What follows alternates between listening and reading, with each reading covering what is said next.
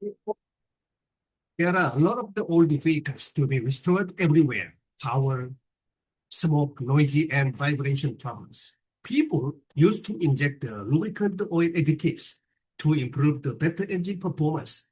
But all existing additives has actually no effectiveness before and after application because chemical-based ingredient or ceramic or metallic particles are not so stable in high temperature of the engine chamber.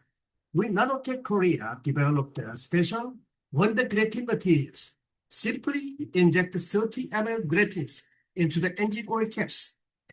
World's strongest, thinnest, and stable graphene layer is forming on the worn-out engine surface immediately. So make a new engines. Within half an hour, you can feel differences. More powerful, smooth, and kite learning, and fuel savings. Likely the DIY, the self-engine restorer of GA, could be alternative business in big potential market and difficult market situation.